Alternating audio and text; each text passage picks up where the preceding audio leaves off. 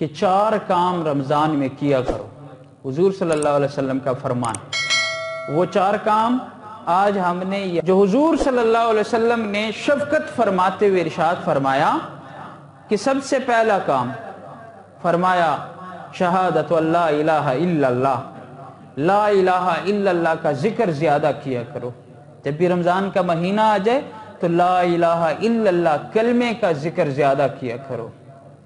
چنانچہ ایک دوسری جگہ حدیث پاک میں ہے، پیارے آقا صلی اللہ علیہ وسلم کا ارشاد ہے افضل الذکر لا الہ الا اللہ، سب سے بہترین ذکر وہ لا الہ الا اللہ کا ہے۔ چنانچہ ایک اور حدیث میں ہے، حدیث پاک میں ہے کہ ایک بندے نے لا الہ الا اللہ کا ذکر کیا، فرشتے نے وہ ثواب لیا اور آسمانوں کی طرف چل پڑا۔ فرشتہ جا رہا تھا، راستے میں ایک دوسرا فرشتہ اوپر سے اللہ کے آرڈر، اللہ تعالیٰ کے حکم سے نیچے آ رہا تھا، دونوں کی ملاقات ہوئی۔ اس نیچے والے فرشتے نے پوچھا اوپر والے فرشتے سے کہاں پہ جا رہے ہیں؟ فرمایا اللہ کا حکم ہے کہ جاؤ، جس بندے نے لا الہ الا اللہ کا ورد کیا ہے جنت کی خوشخبری سنا کے آؤ۔ ابھی تک وہ لا الہ الا اللہ کا ثواب نیچے والا فرشتہ اوپر نہیں لے کے گیا تھا کہ اللہ کا آرڈر، حکم آ گیا کہ جاؤ جنت کی خوشخبری سنا کے آؤ۔ اس وجہ سے حضور صلی اللہ علیہ وسلم نے ارشاد فرمایا جب بھی رمضان المبارک کا مہینہ آ جائے تو ایک کام، سب سے پہلا کام لا الہ الا اللہ کی ورد زیادہ رکھنی ہے، کریں گے نا انشاءاللہ۔ اور دوسرا کام وَتَسْتَغْفِرُونَهُ، فرمایا دوسرا کام استغفار زیادہ کیا کرو رمضان المبارک کے بابرکت مہینے میں۔ استغفر اللہ استغفر اللہ استغفر اللہ الذی لا الہ الا هو الحی القیوم واتوب الیہ، جو بھی آپ پڑھ سکتے ہیں ایزی طور پہ وہ پڑھیں۔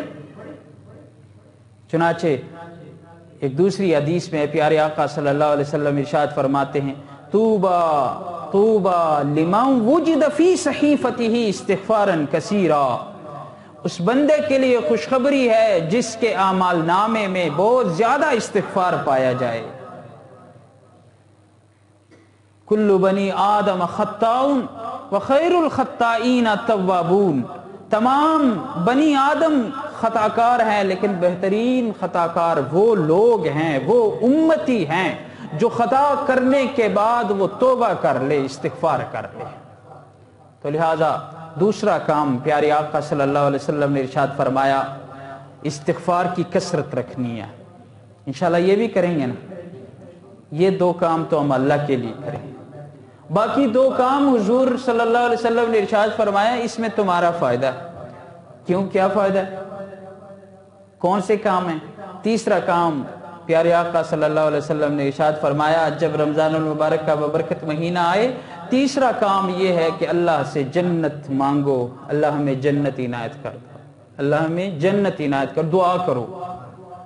اور چوتھا کام وہ بھی اتنا آسان، بالکل آسان، فرمایا چوتھا کام جب بھی رمضان المبارک کا بابرکت مہینہ آ جائے تو چوتھا کام یہ ہے کہ اللہ سے جہنم کی پناہ مانگو۔